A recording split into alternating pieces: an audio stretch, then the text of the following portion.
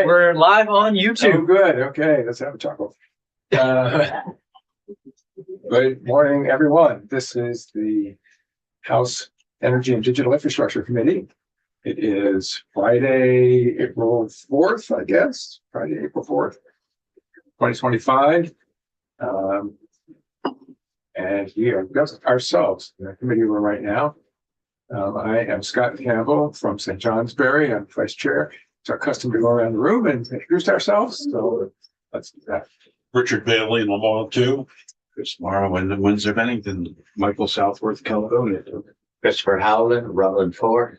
Derek Torrey, Washington 2. Brent Klubner, Tiffin 13. And so, Jack Locker, committee assistant. all right.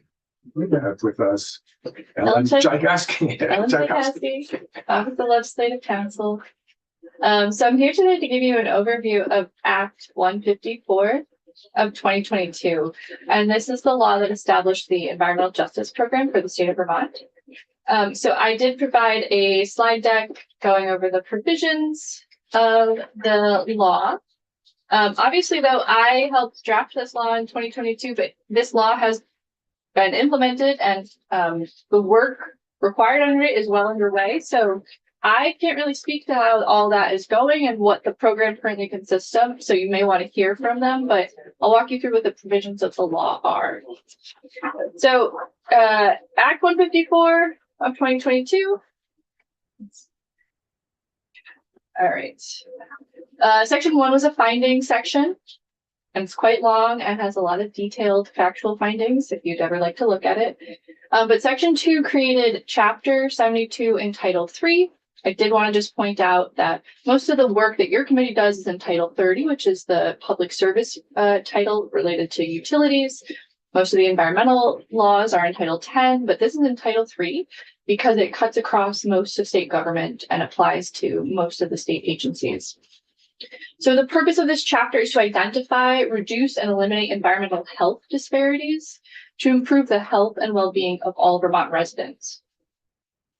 And so in addition to a purpose statement, there's also this environmental justice state policy that's created. It is the policy of the state of Vermont that no segment of the population should, because of its racial, cultural, or economic makeup, bear a disproportionate share of environmental burdens, or be denied an equitable share of environmental benefits. It is further the policy of the state of Vermont to provide the opportunity for meaningful participation of all individuals with particular attention to environmental justice-focused populations in the development, implementation, and enforcement of any law, regulation, or policy. So there's three concepts here that are going to appear throughout the rest of the statute, which is environmental burdens, environmental benefits, and offering the ability to have more meaningful participation by everyone. So what do those terms mean? Well, there's a definition section in section 6002, but there's also a definition of environmental justice, and it is quite long. And just to take a quick step back, the environmental justice state policy, I believe, is pretty close to what most other states at this point in 2022 had adopted. So it's pretty consistent where other states were with their policy. Again, I haven't been keeping up on the topic currently, but that's what the goal was, to match what other states were working on. So environmental justice is defined. It means all individuals are afforded equitable access to and the distribution of environmental benefits, equitable distribution of environmental burdens, and fair and equitable treatment and meaningful participation in decision-making processes, including the development, implementation, and enforcement of environmental justice laws, regulations, and policies. Environmental justice recognizes the particular needs of individuals of every race, color, income, class, ability status, gender identity, sexual orientation, national origin, ethnicity or ancestry, religious belief, or English language proficiency level. Environmental justice redresses structural and institutional racism, colonialism, and other systems of oppression that result in the marginalization, degradation, disinvestment, and neglect of Black, Indigenous, and persons of color. Environmental justice requires providing a proportional amount of resources for community revitalization, ecological restoration, resilience planning, and a just recovery to communities most affected by environmental burdens and natural disasters. So some further definitions on this. So environmental benefits, these are the good things, the things that people want and need for their life. And then their environmental burdens, those are negative things that have negative impacts on your life. So environmental benefits means the assets and services that enhance the capability of communities and individuals to function and flourish in society. It then lists many examples, and it is not an exhaustive list, but some examples include access to healthy environment and clean and natural resources, including air, water, land, green spaces, constructed playgrounds, and other outdoor recreational facilities and venues, affordable, clean, renewable energy resources, public transportation, fulfilling and dignified green jobs, healthy homes and buildings, healthcare, nutritious food, indigenous food and cultural resources, environmental enforcement, and training and funding dispersed or administered by governmental agencies. Environmental burdens are any significant impact to clean air, water, and land, including any destruction, damage, or impairment of natural resources resulting from intentional or reasonably foreseeable causes. So these include climate change impacts, air and water pollution, improper sewage disposal, improper handling of solid waste and other noxious substances, excessive noise, activities that limit access to green spaces, nutritious food, indigenous food or cultural resources, or constructed outdoor playgrounds or other recreational facilities, inadequate remediation of pollution, reduction of groundwater levels, increased flooding or stormwater flows, home and building health hazards, including lead paint, lead plumbing, asbestos and mold, and damage to inland waterways and water bodies, wetlands, forest, green spaces, constructed playgrounds, from private, industrial, commercial, and governmental operations or other activities that contaminate or alter the quality of life, quality of environment, and pose a risk to public health. So this whole program is about the equitable distribution of the good things and the bad things, trying to make sure that these negative things are not too concentrated on one population or one area.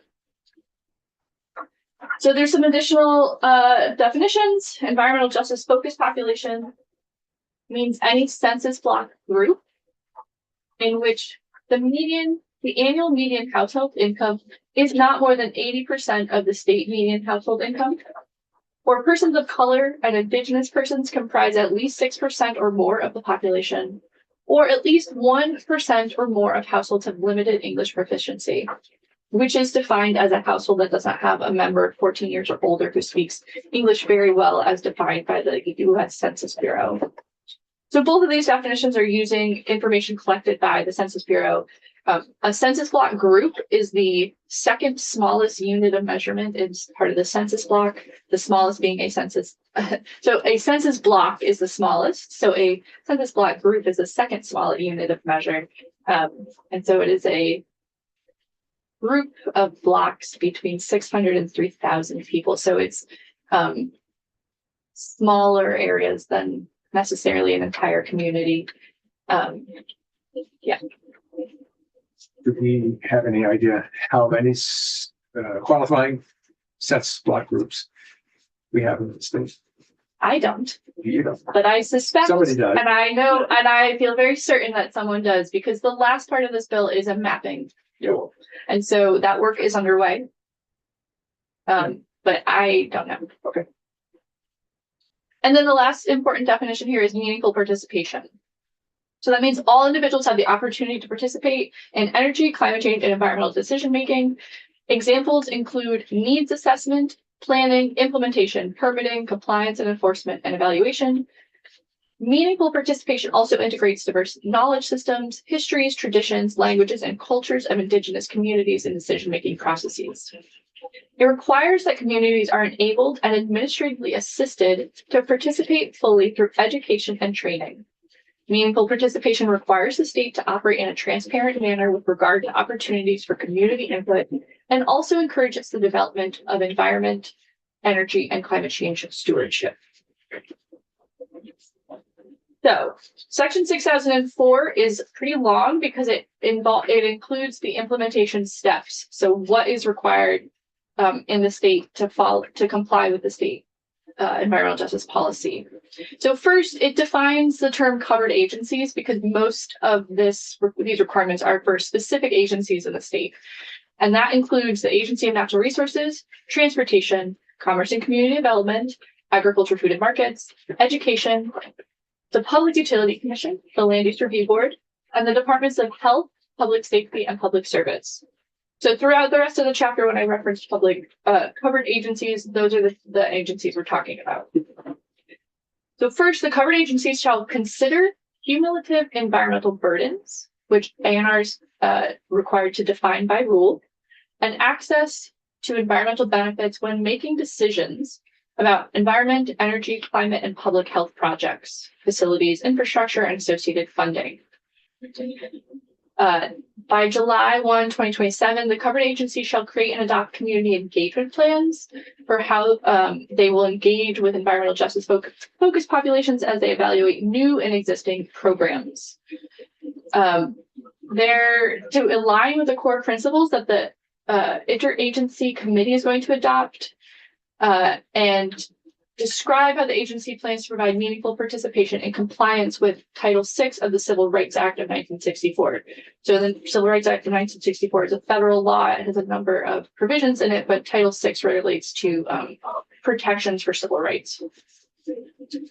The covered agency shall submit an annual summary beginning in March 15, 2024, and annually thereafter to the Advisory Council, detailing any complaints alleging environmental justice issues or Title VI violations and what the action taken to resolve them was. The Advisory Council shall provide recommendations concerning those reports within 60 days. And if the agency does not implement any of those recommendations, they have to respond in writing as to why.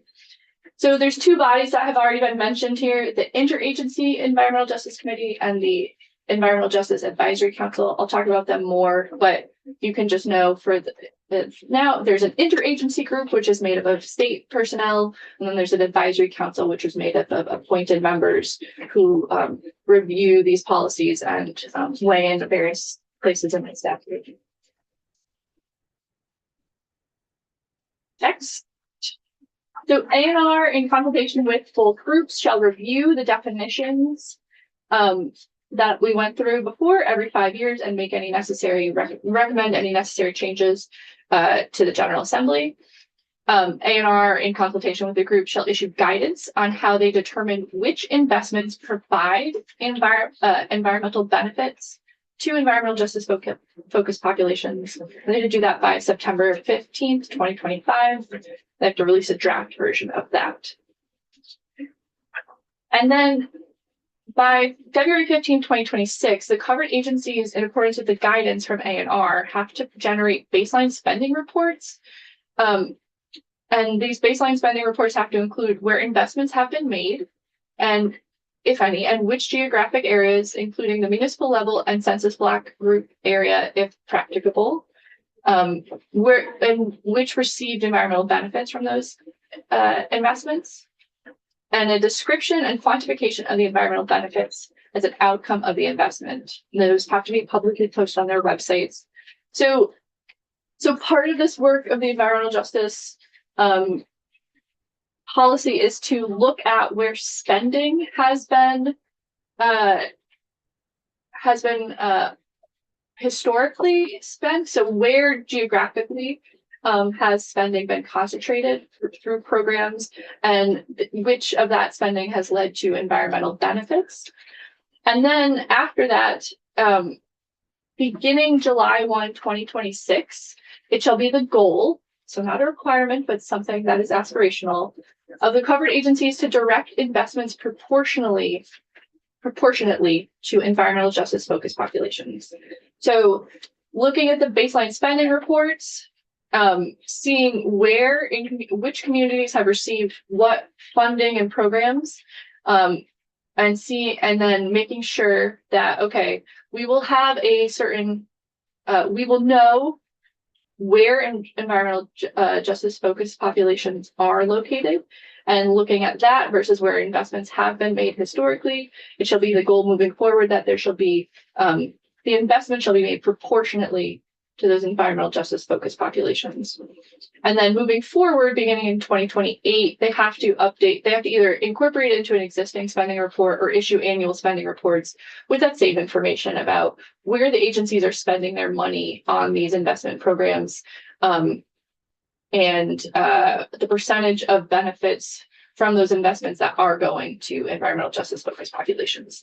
And this mirrored a federal executive order at the time, Justice 40. This is not exactly similar, but the federal program was asking agencies to have 40% of their spending, a goal of 40% of their spending going to the environmental justice focused populations. But this is more of a looking at proportionate, so making sure that resources are being allocated proportionately.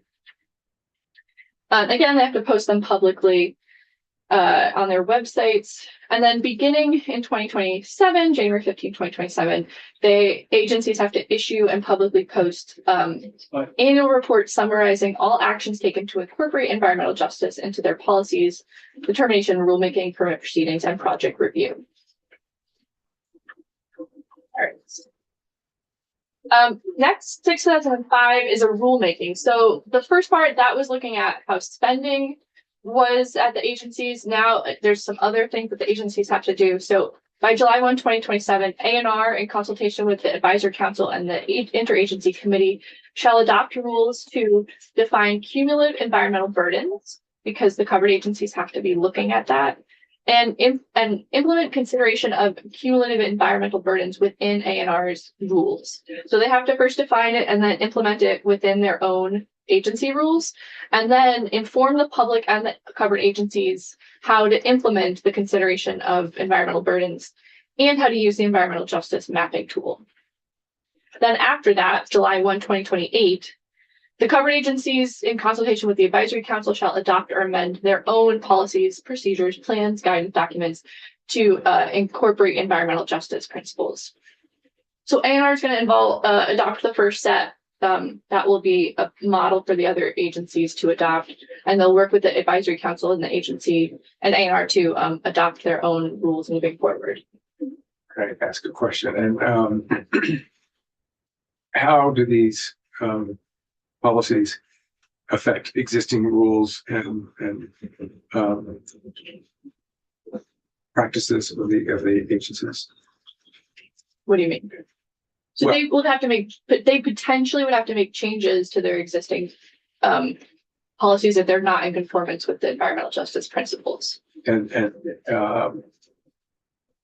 is there a timeline for that, or is this the timeline for amending all of their policies? Yeah, it's beginning on July 1 in 2028 and then appropriate thereafter.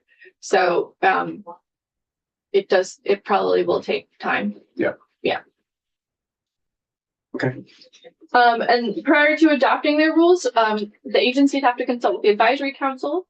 They have to submit draft rulemaking concepts to the Advisory Council for review and comment. And then any proposed rules and filing forms are submitted to the Advisory Council not less than 45 days prior to submitting them to ICAR.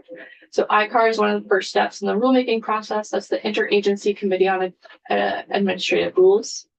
And then the Advisory Council provides feedback, but also votes on whether to support or reject or an objection to the proposed rule. They don't have any authority to make any changes or stop the rule, but their objections are recorded and they submit their results of their vote to both ICAR and LCAR. So they don't have any authority to stop the rulemaking process, but it's to be on the record that there may be an issue related with environmental justice provisions of these rules. All right, and so then what are these bodies that I've been referring to? The Environmental Justice Advisory Council is set up to provide independent advice and recommendation to the state agencies and the General Assembly on matters relating to environmental justice, including the integration of environmental justice principles into state programs, policies, regulations, legislation, and activities. So you may want to hear from them. They are up and running.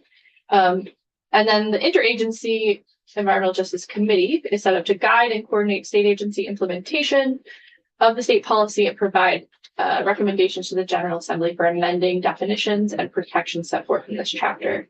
They were appointed in December of 2022, and they're supposed to incorporate the guiding principles for a just transition developed by the Climate Council into their work. They're to meet not more than 12 times per year, and at least 4 of their meetings have to occur jointly. And so they do work together, and they can have meetings that are in person, remote, or hybrid to facilitate maximum participation. And their meetings are posted on the Secretary of ANR website. So the advisory council, each member of the council shall be well informed regarding environmental justice principles and committed to achieving environmental justice in Vermont, and working collaboratively with other members of the council. To the greatest extent practicable, members shall represent diversity in race, ethnicity, age, gender, urban and rural areas, and different regions of the state. The advisory council shall consist of 11 members with a goal to have at least 50% residing in environmental justice populations. And it shall consist of these 11 members, the director of racial equity or designee, and then 3 appointed by the Senate, 1 from a municipal government, a representative of a social justice organization, or a representative of a mobile home park residence, and then 4 by the Speaker of the House, 1 representative who resides in a environmental justice focused population, a representative of an organization working on food security issues, a representative of immigrant communities in Vermont, and a statewide environmental organization. A representative of a state recognized Native American Indian tribe recommended and appointed by the Vermont Commission on Native American Affairs, the executive director of VHCB, and the chair of Natural Resources Conservation Council or designee. The interagency committee is made up of the following state agency heads or their designees: Secretary of Education, Natural Resources, Transportation, Commissioner of Housing and Community Development, Agriculture, Health, Director of Emergency Management, Commissioner of Public Service, Director of Racial Equity, Chair of the Land Use Review Board, and the Chair of the Public Utility Commission. And so here are their duties, which we have sort of heard throughout the statute already, but they advise the state agencies on environmental justice issues and how to incorporate environmental justice into their procedures and decision-making. They advise the state agencies on development of community engagement plans. They advise state agencies on the use of the environmental justice mapping tool and how to enhance meaningful participation, reduce environmental burdens, and equitable distribution of environmental benefits. They provide feedback to the state agencies on their proposed rules, and then review the annual agency summaries alleging any complaints. The interagency committee consults with ANR on the development of the guidance document on how to determine which investments provide environmental benefits to environmental justice focused populations. And then also by July 1, 2025, develop with ANR and the council a set of core principles to guide and coordinate the development of their community and the community engagement plans. And jointly, they shall consider and recommend to the General Assembly by December 1, 2025, the amendments to the terminology and criteria in this chapter, and examine existing data and studies on environmental justice and consult with state, federal, and local agencies and affected communities regarding the impact of current statutes, regulations, and policies on the achievement of environmental justice. So just a couple more things. They serve staggered 6-year terms. Vacancies are appointed the same way. They have the administrative, technical, and legal assistance of ANR, and they get per diem if they aren't state employees. And then the last part of the statute is the environmental justice mapping tool. So ANR shall create and maintain a state environmental justice mapping tool. The agency, in consultation with the council and the committee, shall determine indices and criteria to be included in the mapping tool to depict environmental justice focused populations and measure environmental burdens to the smallest geographic level practicable. ANR may cooperate and contract with other states or private organizations when developing the mapping tool. And the mapping tool may incorporate federal environmental justice mapping tools such as EJ Screen, which is the federal tool that has existed for years, as well as existing state mapping tools such as the Vermont Social Vulnerability Index. And they have to do this by January 1, 2027, and it shall be available for public use. And then finally, there were 2 other provisions in Act 154. So there was a spending report required. And so by December 15, 2027, ANR is supposed to review the baseline spending reports that the agencies have to submit And then report to the General Assembly to indicate if any municipalities or portions of municipalities are routinely underserved with respect to environmental benefits, taking into consideration whether those areas receive, averaged across 3 years, a significantly lower percentage of environmental benefits from state investments as compared to other municipalities or portions of municipalities in the state. And it shall include a recommendation as to whether a statutory definition of underserved community is necessary or any other revisions. And then finally, there were appropriations. So $500,000 was appropriated for the development of the mapping tool and for community outreach. And then $250,000 was appropriated for 1 full-time civil rights compliance director and 2 full-time positions for the environmental justice program. Great. Was it So true? a whirlwind. I wasn't sure I was going to get through it, but there Yeah, we go. great. All right. We didn't have any questions, but I have a question now. Sure. Was there discussion of how zoning policies, town zoning policies, are affected by environmental justice questions? No. I didn't have that very long. To what extent zoning rules, the towns have, so zoning is the town's sort of municipal, are they problems for environmental justice?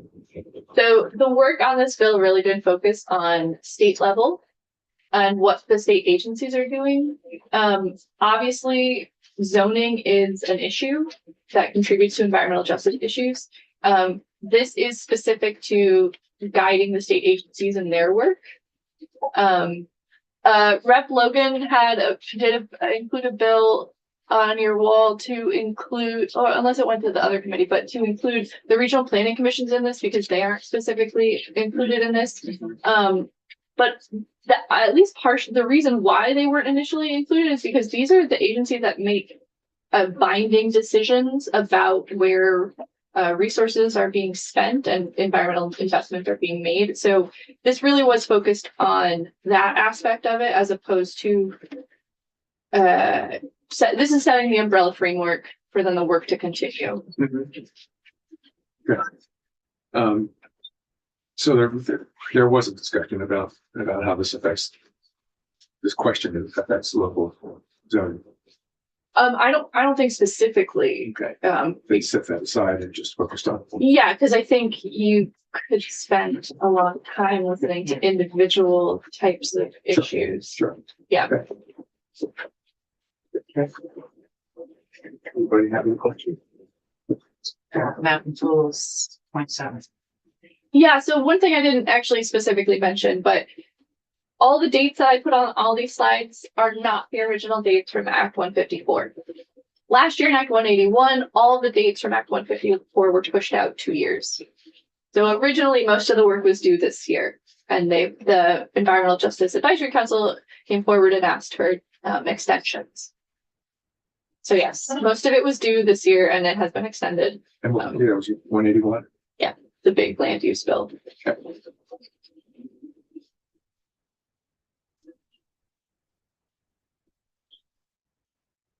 Anybody have any other questions?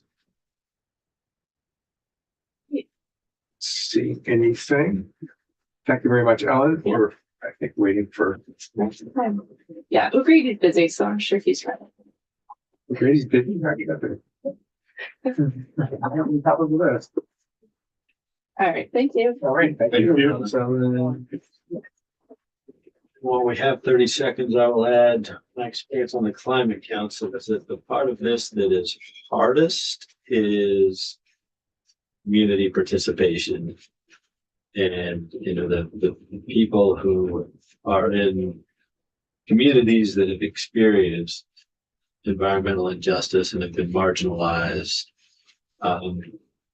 often don't have time to come to meetings. It's hard to make them aware of them. It's and some of them don't particularly want to be involved.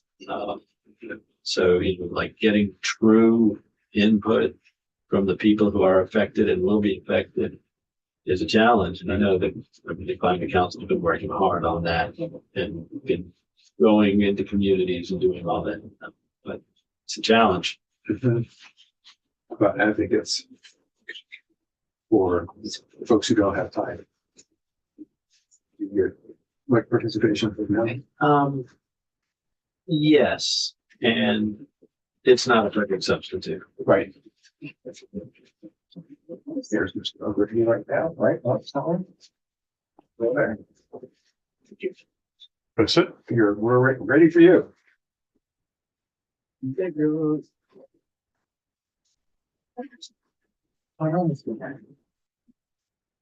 Goes to Act 122, 2024, the Time Superfund Act.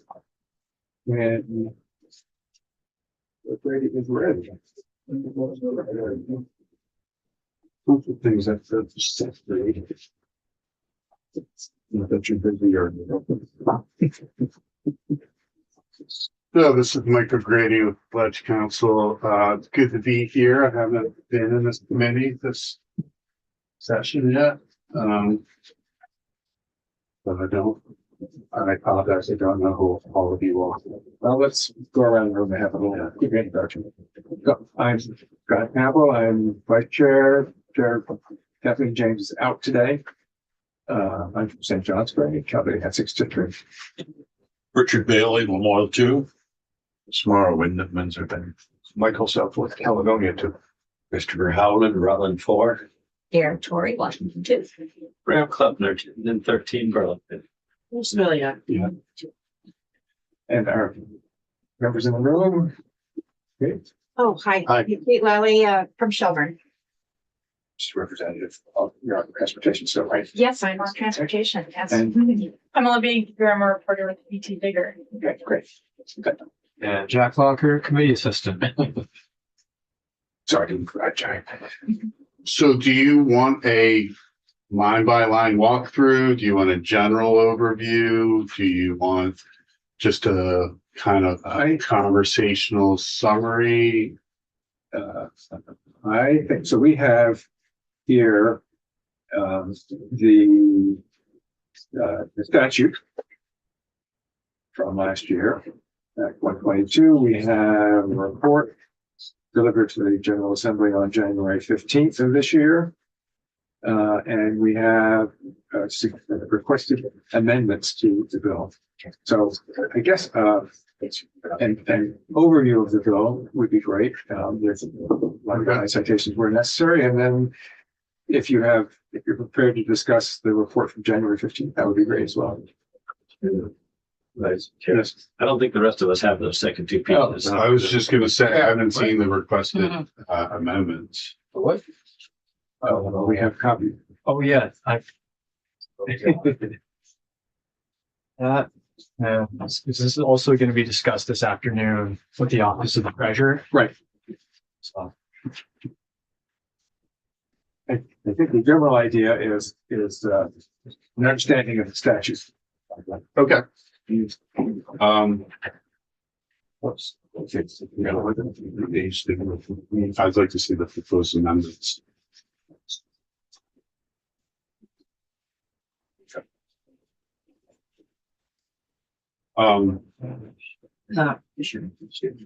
Pretty simple amendments. Yeah. Well, More the fact of, on the back, there is appropriations as well.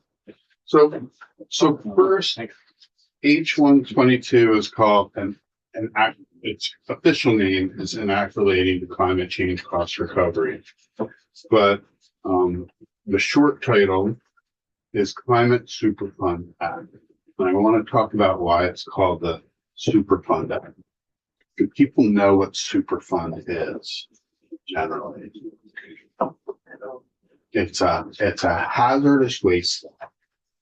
And it says when hazardous materials are released on a property, the owner of the property, the operator of the property, the person who arranged for the hazardous materials to be there, and the person to transports the material there, they are all what's called jointly and severally liable for the cost of cleanup of that hazardous waste relief. Jointly and severally means that each one of them or all of them together can be held liable for the entire cost. So if you have 4 people that are potentially liable, but only one of them has any money, the enforcing agency can seek the full recovery from the one entity that has money. The liability under Superfund is strict liability. It's regardless of your fault. It's regardless of whether or not you took any action that led to the release of the harmful hazardous material. It's just because of the nature of your interaction with that land. You're the owner, the operator, the arranger, or the transporter. You are strictly liable. The Climate Superfund, the Climate Change Cost Recovery Bill is based on that theory that those persons who were responsible parties, those persons who were responsible for the refining of petroleum, for the extraction of fossil fuels, that led to the release of harmful covered greenhouse gas emissions are strictly, jointly, and severally liable for the cost to Vermont of the covered greenhouse gas emissions. And that is what the bill does. It then calculates what those costs are, attributes them to each responsible party according to their share, and then requires the agency to submit cost recovery demands to them to pay for their cost, the cost of harm that they caused with their extraction and refinery of those products and gases, the emissions from them. So that's generally what this bill does. It's a lot more technical than that. But so walking through the tech, it's the bill as a whole, specific language. There's a definition of agency. It's the Agency of Natural Resources. Climate change adaptation projects are the projects that once the responsible parties start paying to the state, that the money that they pay will be used to fund these climate change adaptation projects. And so those are projects that are designed to avoid, moderate, repair, or adapt to negative impacts caused by climate change. And includes everything, almost everything that you can think of. It includes home buyouts. It includes upgrades to infrastructure.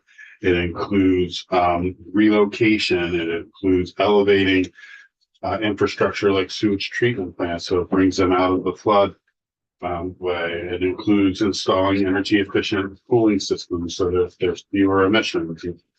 It includes response to algae blooms. It includes crop loss due to climate change.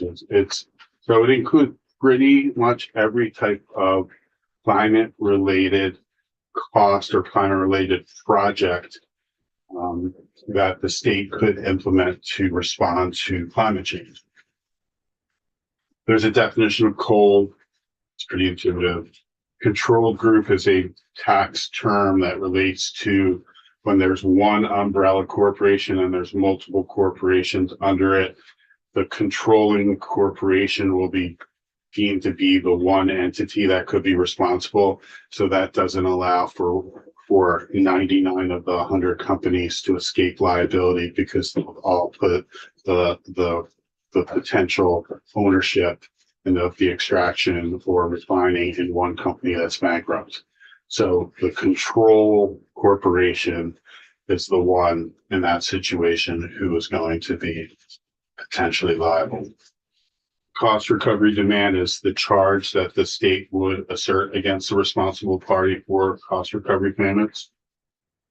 Covered greenhouse gas emissions.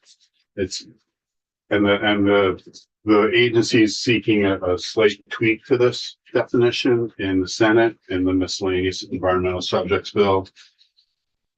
It's the total quantity of greenhouse gases related into the atmosphere during the covered period expressed in metric tons of carbon dioxide equivalent resulting from the use of fossil fuels extracted or refined by an entity. Now, what the agency is doing, and this was discussed last biennium, but when do you measure, what are you measuring during the covered period? And in the statute as it exists right now, it's the total quantity of greenhouse gases released, everything during the covered period. Well, what it really should be is moving down. It's the resulting from the use of fossil fuels extracted or refined by an entity. It needs to be related to the entity and not every greenhouse gas. It's the greenhouse gases related to the entities that are potentially responsible parties during that covered period. So covered period as proposed by the agency would move from after atmosphere to after entity. The covered period is that period between 1995 and 2024. There is information out there regarding the amount of emissions, covered greenhouse gas emissions during that time. There is information related to who and how much was extracted or refined during that period.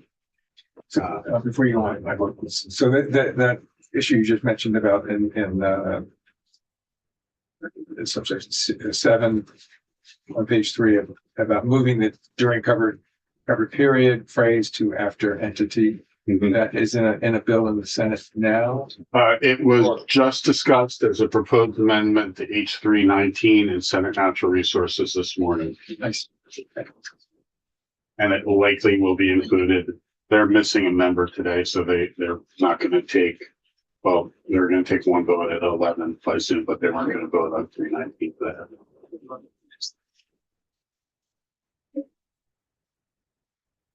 Moving on. There's a definition of crude oil, again, pretty intuitive. Entity is kind of being used here as like a person, the term person. It's that an individual, trustee, agent, etc., who may be held liable that held an ownership interest in a fossil fuel business on the covered period. Environmental justice focused population used as the statutory definition for that.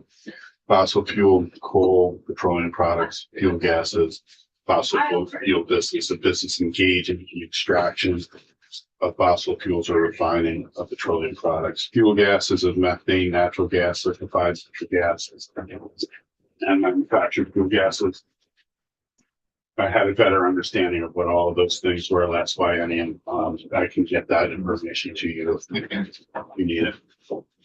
Greenhouse gas is the same meaning as in Title 10 of statute, which has been there for a while.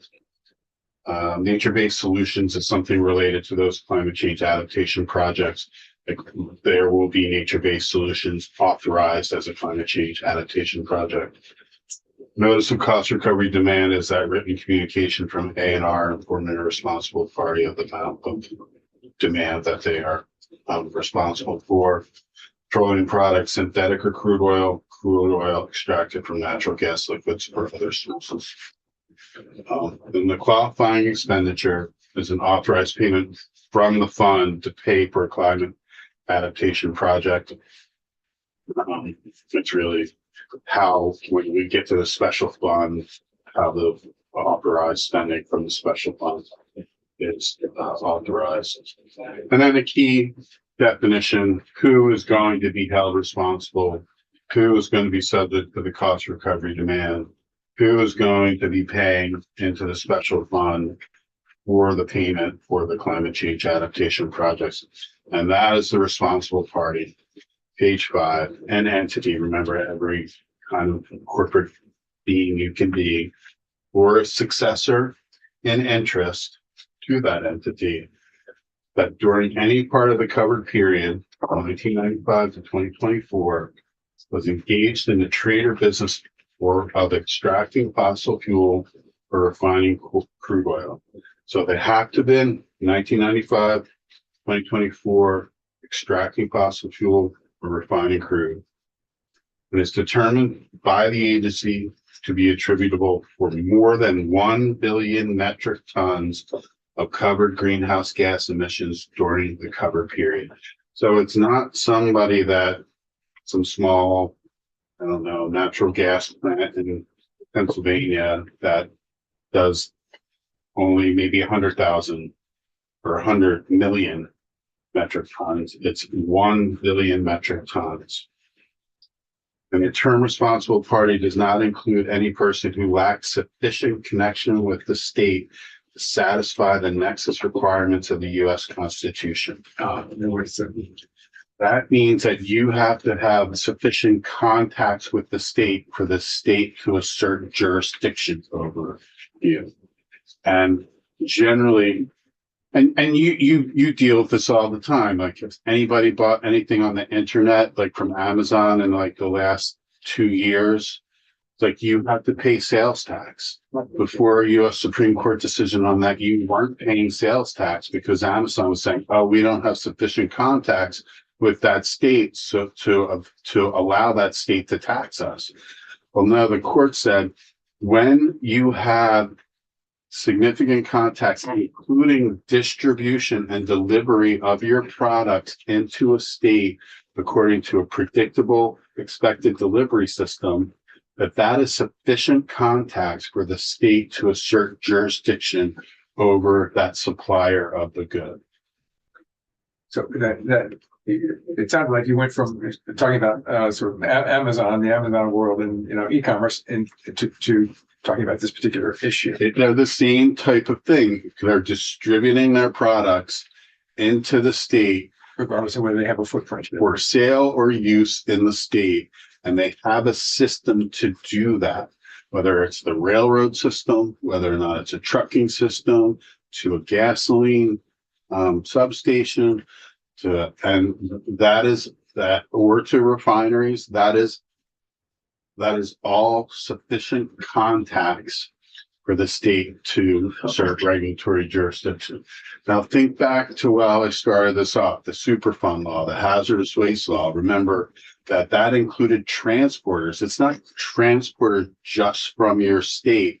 It's transporters who brought that hazardous material to the property in your state and released it. It's the same concept. The producer, that potentially responsible party who extracted the fossil fuel or refined it, delivered that product into the state, and that emissions from that product cost more. Yes, sure. But it looks here that in contrast to the EPA Superfund rules, this does not include transportation, extracting and refining. Right, but right, there's honestly there is no extractors or refiners, or very few of them that I know of, and definitely I don't think any of that for extraction would exceed the 1 billion metric tons. But because they have distribution systems into the state, that gives the state the regulatory contacts. Yeah. So even though it doesn't say transportation, because that distribution into the state has availed it of the state's jurisdiction, that's how the state can assert. Now, again, we're not holding the transporters liable. No, and that is specific. Yeah. Because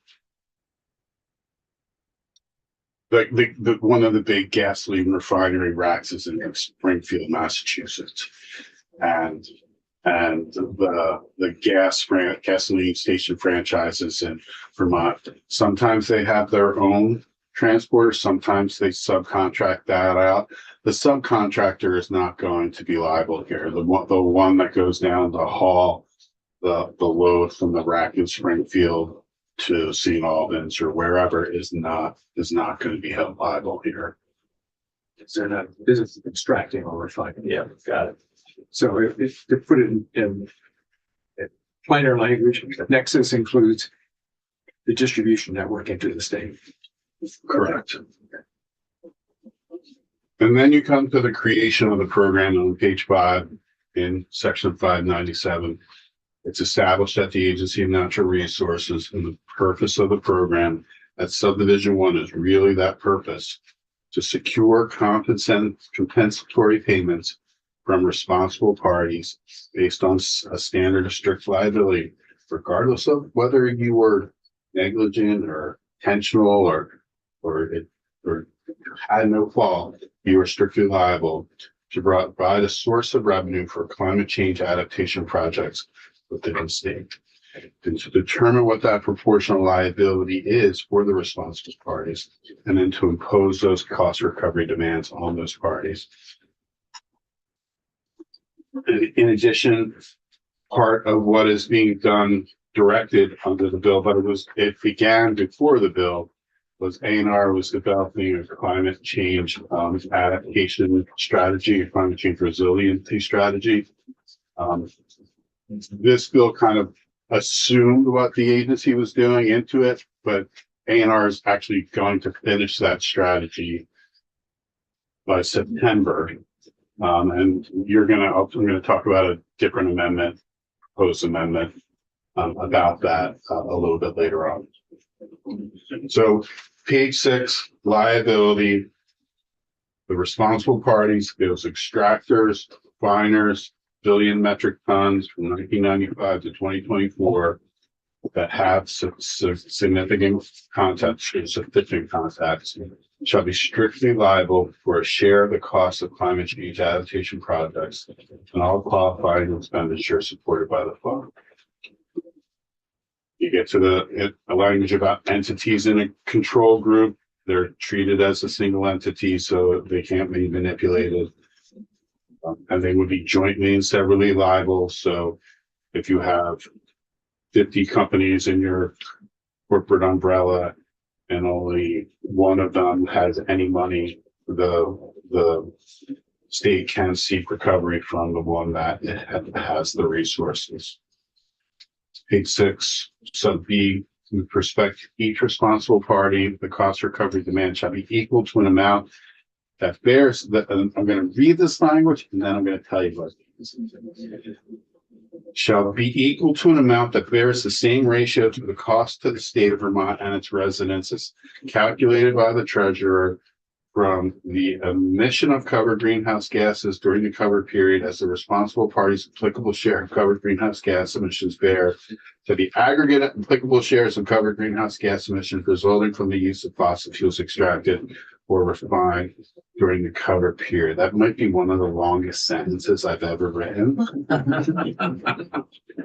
what it means is that the share of that the recovery payment is based on the responsible party's share of those greenhouse gas emissions that are emitted in the state during the covered period. So it is not greenhouse gas emissions totally worldwide. It's not that they're jointly and severally liable for everyone. It's they're responsible for their share of the greenhouse gas emissions in Vermont from 1995 to 2024. And that's referenced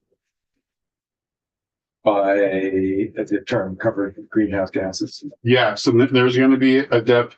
Remember, I talked about there's a change to that definition, moving it from the covered period, all emissions during the covered period, to the covered period related to the entity.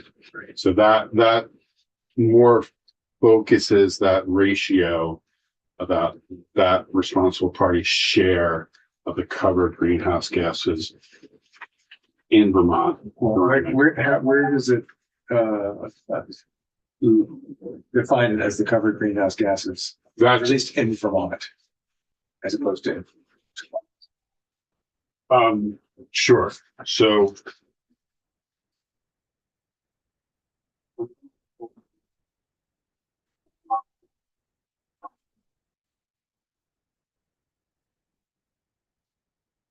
it's back page 3. It doesn't actually say in Vermont there, but when you look at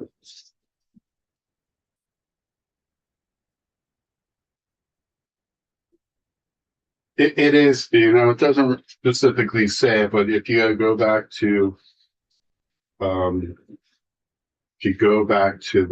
concept of regulatory contacts, it is in the state.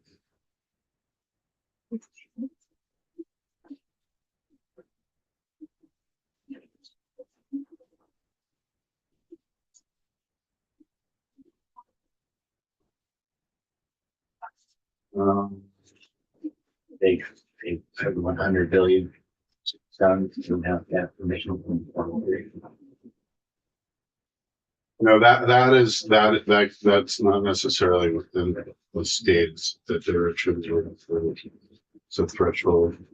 I might have to backtrack on that. I might have to confirm Okay, based on my news. all right, looks like that. Let's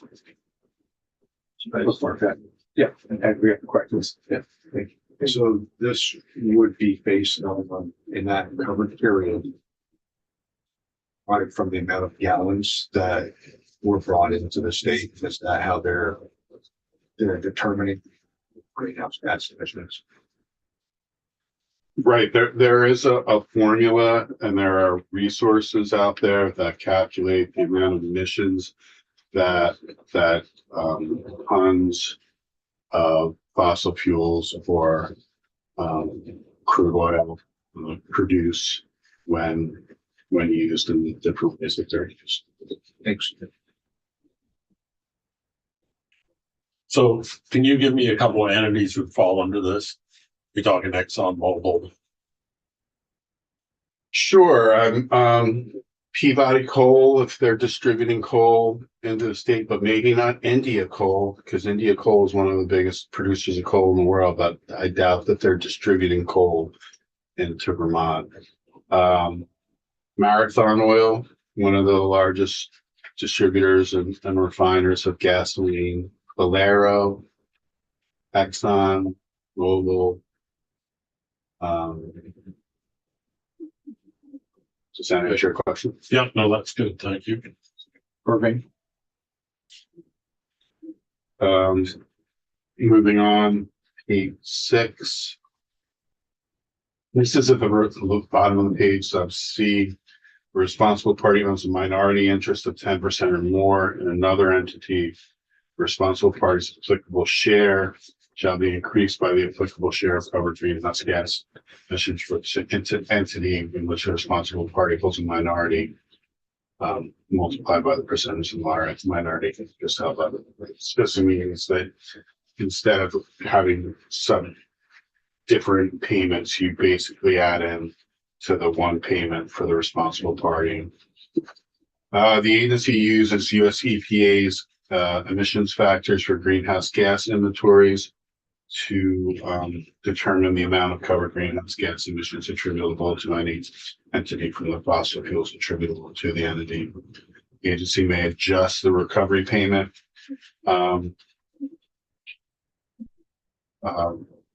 if the responsible party establishes to the satisfaction of the agency that the payment has already been attributed to another responsible party, or the crude oil extracted was accounted for when the agency determined the cost recovery demand for the other entity. I have another question. Before I forget it, and maybe it may have been answered, but is there a minimum quantity of product that needs to be sold in Vermont or distributed into Vermont in order to qualify as responsible? No, you just have to have that 1 billion metric tons to cross that threshold to be a responsible party. And then your share is calculated based on your share of the whole. So it doesn't, your how much you sold in is basically calculated or is relevant in the determination of your share. It's not a threshold for jurisdiction. It's a Threshold for the cost recovery demand, which is, if we got that yet, or is that in the line? that's what we just talked about whether or not it was about in the state or that's how it go. It's kind of sure. So, possibly. I still don't see that it's in the state, but I'm curious about that. So who's doing that what department's doing that calculation? It starts with the treasurer doing a calculation of the cost to Vermont of climate change and greenhouse gas emissions, and then A&R is going to be the one that will do the ultimate calculation They have to adopt a rule to set out how they are going to do that, and there will be a rulemaking process for them, the general rulemaking process to develop with the public, how they will do those calculations. Good. Well, maybe come back to that. I think you can go. So the next couple of subsections relate to when the cost recovery demand is issued. The responsible party is supposed to pay within 6 months, or they can enter into an installment plan where they pay over 9 payments, provided that they pay 20% in their first payment, and then they pay the rest of the 80 over the remaining 8 payments, 10% max per year. If they fail to make a payment, or if they go bankrupt, or if they cease to do business, the unpaid balance becomes due immediately. And that there is some opportunity on page 9 in the case of the sale. Substantially all the assets of the responsible party, the remaining installment shall not become due immediately if the buyer enters into an agreement with the agency under which the buyer assumes liability for the remaining installments. One of the things you need to realize with successor and interest liability with programs like this, like Circle Superfund, is that you can't effectively sell your liability away. You can't sell it to, say, a shell corporation and then have that corporation go bankrupt. So it includes all your successors in interest. And there can be weird results from that.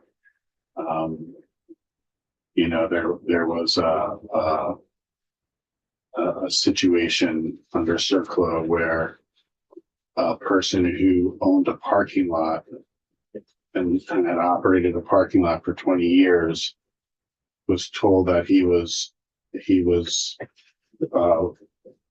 liable for hazardous waste material release for a World War II era manufacturing plant, and he had no idea.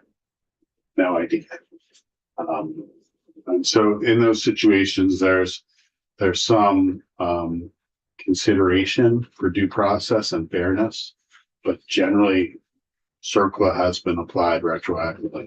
You're gonna see in the litigation over this arguments that this bill, which does apply retroactively, remember, it applies to the covered period between 1995 and 2024, and the actions during that time period, people will say that it is unfairly retroactive, that it violates due process.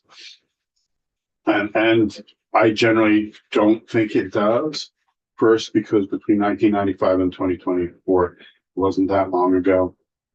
The persons that were producing the crude, refining crude, extracting possible, they were well aware at that time of the impact of greenhouse gas emissions. They did little relatively to control those emissions and the harm. And this is not a punishment. This is seeking remedies, seeking reimbursement for the damages caused. So when you think about it that way, you don't have that due process unfairness issue. You're seeking repayment, reimbursement for the damages caused. And that's going to be, I raise that because that's going to be the argument. I've already read the petitioner's brief, and I know that they're going to be that argument. And we talked about it last year during enactment. We went through all the legal analyses. And I'll just say, just as an interjection, there are a couple of other states with this, New York, for example. No, but no court has ruled on whether or not it's constitutional. And because there's no definitive holding that it's constitutional or not, you just have attorneys arguing about whether or not it is or not, whether or not there are valid arguments or not. And so that's where the state is right now. We're in that period where we're preparing to make those arguments about why it is constitutional. Has there been a suit brought? Yes, yes. And what's the status of that? Oh, it's interesting. It's like I totally expected to like be subject to depositions and records requests, and there's nothing going on. It's backed by a pretty significant entity. But I think they're just so in pretrial right now. The filing I have is only against Vermont, but I think they've also sued New York. So there might be coordination or discussion of how to go forward. But I'm curious that it's been pretty silent so far. Can you talk again? Just one more question. Any about differences between Vermont and New York? I think Vermont was the first law. They're not that different. Not that different. Not that different. And the entities suing Vermont, it's like the U.S. Petroleum Institute, the U.S. Chamber of Commerce, and one other. Is that? Yeah. Right. Hold on a second. It's the Chamber of Commerce of the United States of America and the American Petroleum Institute. Yeah.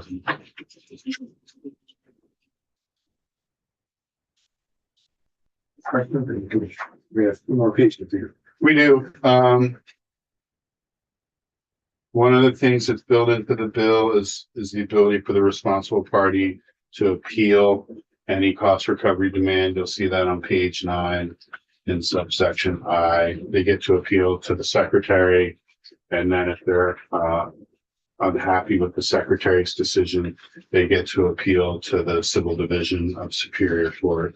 So they have an appeal right there. It's fairly immediate appeal right for them to provide their opposition and to objections. The entire chapter doesn't supersede anyone's rights under any other law, court law or otherwise. This is a state enforcement action. It is not a court case. It is a state enforcement reimbursement action. Then you get to the special fund, page 10. It's administered by A&R to provide funding for climate change adaptation projects. Consists of cost recovery payments, any other monies that the General Assembly wants to put in, and the money people want to donate to it. It may be used only for qualified expenditures for climate change adaptation projects. Remember that first definition we looked at, anything that could potentially be used to address climate change. Reasonable administrative expenses of the program, including the cost to the auditor of doing the audit that we'll see in a second. To implement climate adaptation actions under the state hazard mitigation plan. The state has a hazard mitigation plan and it has climate resiliency projects in it. And so this fund could be used to pay for those. There were 2 funds or grant programs established last year and last biennium to provide disaster mitigation grants to municipalities and others. They would help fund those programs. The money in the fund carries forward from year to year. Page 11, there's a report on rulemaking. A&R in consultation with the treasurer submits to the General Assembly a report on the feasibility and progress in carrying out the requirements of the chapter. And you circulated that report. And it discusses some of the issues with it. It discusses some of the legislative changes that they will look to ask you for or have asked for elsewhere. And otherwise, they're going forward. You know, they're challenges they identify, but going forward. The rules shall adopt methodology for using available science and publicly available data to identify responsible parties and determine their share, requirements for registering entities that are responsible parties. The resilience implementation strategy, remember, A&R was already doing a strategy prior to Act 122. And we're going to move it out of rulemaking. It's in H 319 as passed the House. You moved it out of rulemaking and then it becomes a report to the General Assembly. Instead of going through rulemaking, they're going to give you that strategy in September as part of a report. But they've already gone through a public participation process for that strategy, and you'll see what that entailed.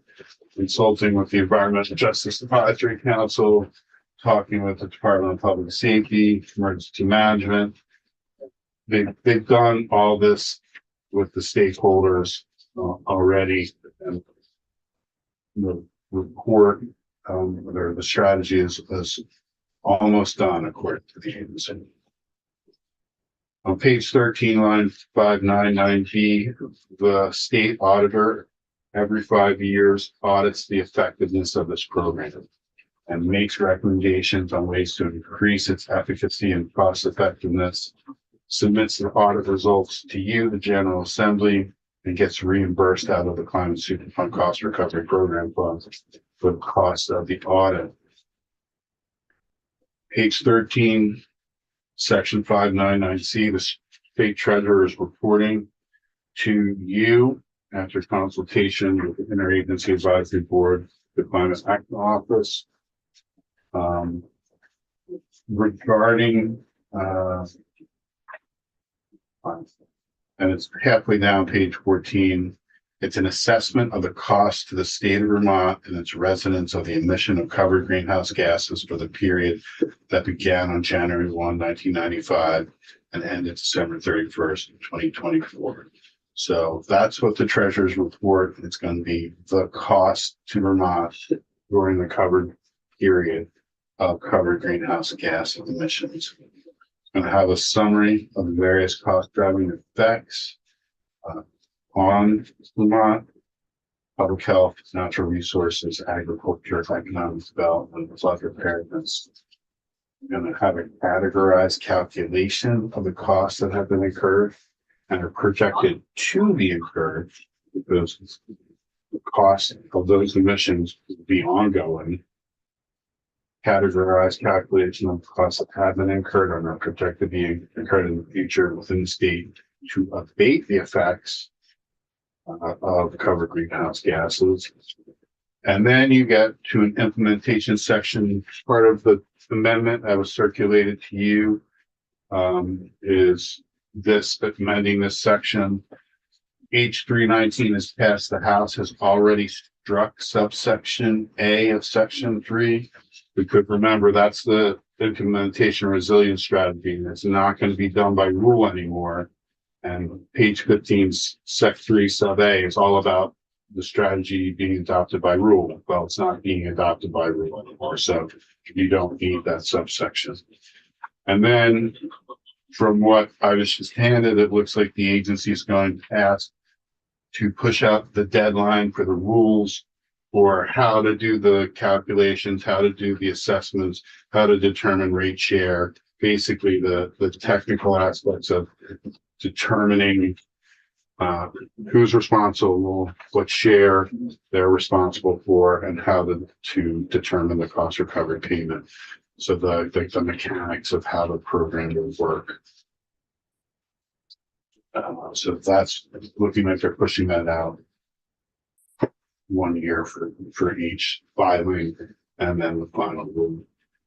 Last year, there was $300,000 appropriated from the general fund to A&R for the purposes of implementing the act. In addition, on page 16, there was another $300,000 that was appropriated to the treasurer for the treasurer's office components, including hiring third-party services to assist in the completion of the assessment I don't know what the number is right now, but they have requested additional appropriations. I don't know what the number On this. No, done. 6 size or A&R Okay. 825 to. And did anybody know if that was that money in the budget that the House passed? I know some of it's in the House passed budget. I don't know if what they requested. I have it on here, the 825 was, but I'm not sure. I'm sure that was right actually. So these appropriations, in order to enable this to happen, can this be billed back? That we were successful in It's a good question because the fund can be used for the administrative purposes of the program. But it doesn't specifically say prior to the cost recovery demands being deposited in the fund. I think my initial intuition is no, not right now. There isn't specific bill back. But it's a good question. I would initially say no, but I think I could see an argument that they're gonna reach back and ask for that, but I don't have any specific language that would have. There is a total, there's a cost bill back provision and another statute that for A&R in general, but they don't use it that often. Theoretically, you could use it here because of the experts needed, but I don't see specific targets. Good question.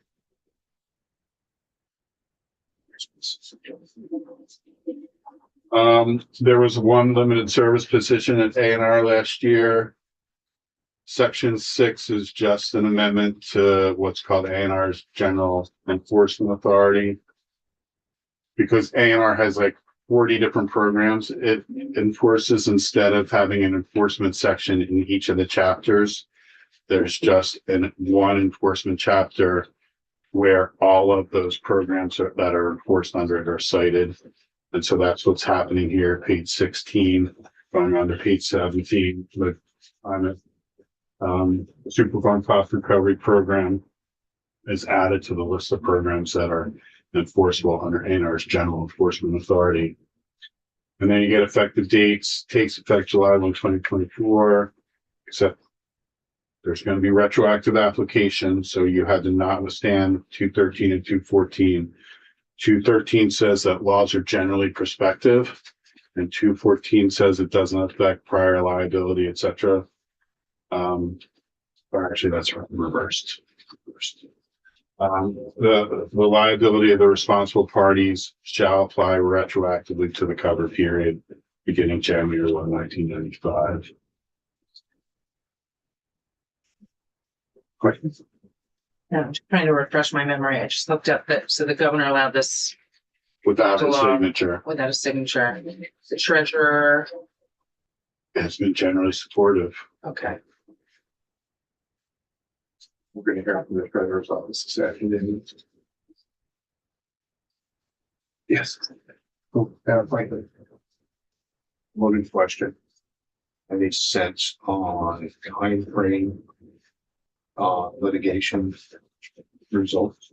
No, don't. There's so many what ifs. There's so many variables. So many. What court does that ultimately decides if it's a learning or occurred they've been consolidated? How long does discovery take? How long does pre-trial filings take? How many motions are going to be filed once it gets to that point? Maybe the court says that some of the claims have validity and others don't, and if the court has further briefing into some of those additional issues, it's, and then you get a decision, and then do we appeal the decision or do the plaintiffs appeal the decision? And how long does that take? Goes to Second Circuit. It's potentially years. So it could be quite a period of time before we could even see anything out of this. Right, and one of the original motions will probably be some motion to longer to stop the program from going forward during the litigation. Fortunately, it's usually not granted because there has to be some standard, like some exigency involved, the harm that would cause. They will make the argument. They will definitely make the argument. Yeah. Thank you. Along those lines, tobacco, how long did that take? Do you recall? I actually shouldn't presume you do. I don't know. The one that I remember that I drafted was GMO labeling, and that only got to like a half of the first step of the decision, and that took like 2 years, and then the federal government enacted law that preempted it. Like we were winning, we were going to win, and the industry went to Congress and got federal law that preempted it, which is not off the table here either. Because they would act now. Do you have a copy of the suit as it is now? What claims were made? Okay. What are the basis of the state? Would it make any sense? Well, there's the first general statement. Vermont has exceeded the bounds of its authority, inserting itself into an area of law that is and historically been controlled only by federal law, upsetting the careful regulatory balance the Clean Air Act establishes, violating the extraterritorial restraints of our federal system, and transgressing the bounds of due process and other constitutional protections. That's the general statement. And then I'm going to skip over the first one because it's two-part business. It is preempted by the Clean Air Act. It violates due process. It violates the Commerce Clause. It is an excessive fine in violation of the Eighth Amendment. It affects an unconstitutional taking. Okay, basically interesting. Yeah. So I'm still curious about the nexus to Vermont question. And it seems like there would need to be some threshold of sale into Vermont or something, or some theory next that I'm not somehow missing. So here's a general summary of regulatory context. The critical consideration is whether the defendant's conduct in connection with the forum state, Vermont, are such that the defendant should reasonably anticipate being held into court there. This reasonableness requirement is met when a defendant purposefully directs his or her activities towards residents of the forum state. And it may be presumed that once a national distributor markets its product, the market is national and includes Vermont. Under Huey versus Bates and a couple of other Supreme Court decisions, clear intention by a manufacturer or distributor to participate in the Vermont market through the sale or purposeful utilization of an in-state distribution system is sufficient to provide the state with jurisdiction over the manufacturer or distributor. So there's no minimum amount. So if it's, for example, ExxonMobil only sold a small portion of the total amount of fossil fuels, of gas and heating oil in the state, but they're the biggest petroleum company in the world. Their proportion of the damage in the state would be related to their proportion of greenhouse gas emissions, not to the proportion of sales in the state. Right, and that's because think of things like the gasoline rack. The sale technically takes place in Springfield, Massachusetts, and then the transport, it's a distribution, it's not the sale and. Right. Right. And it may be hard to determine an expert how much that gasoline is Exxon gasoline versus.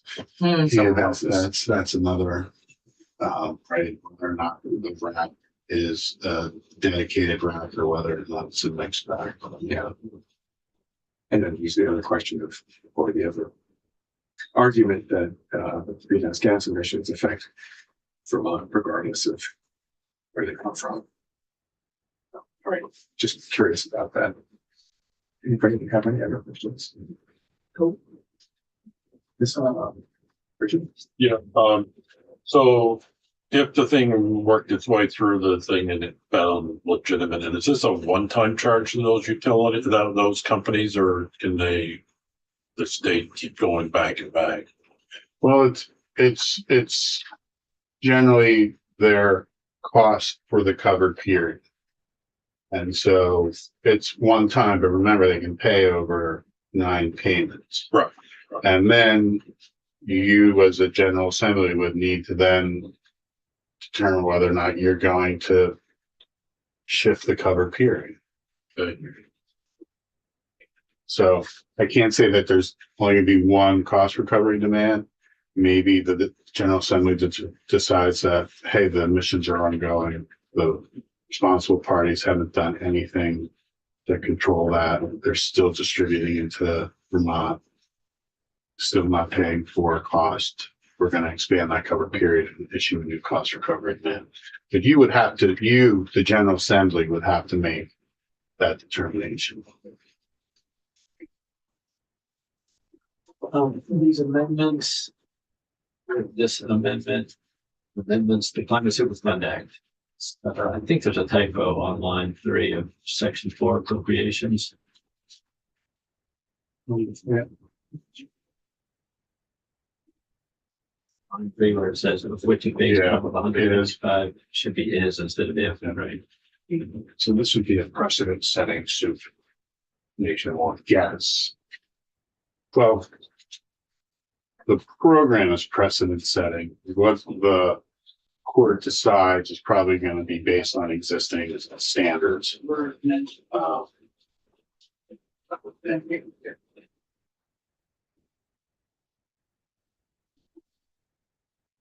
Well, this was very interesting. You should. You're welcome. I was unaware of this document. I don't know the vehicle for it. I guess if there's going to be multiple vehicles, because it's got appropriations and. Yeah, I guess we're going to hear about this afternoon on the treasurer's office. It's also looking at page 319, which is where I had it for a second here. It's quite long. Yeah. 77 pages. Yeah, that's the bill is introduced. The bill as it passed the House is only about 40. Oh, okay. Funny though. That's 32 pages. There. Yeah, 77 pages included all the struck out stuff. 319 of what year? This year, it's in the Senate right now.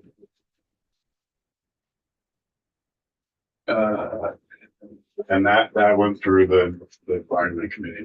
That was But That was the one that was like, who was this, a gun control? Or, no. well, that was. That was 231. Oh, it isn't the one. Okay. That was Sorry. miscellaneous wildlife subject. Okay, this is environmental, sorry. That was me that identified. Oh, what's that? That's true. Yes, it was. Okay.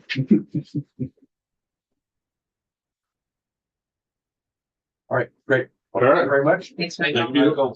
Thank you very much. Have a great day. Great weekend. All right, go off live and share it for the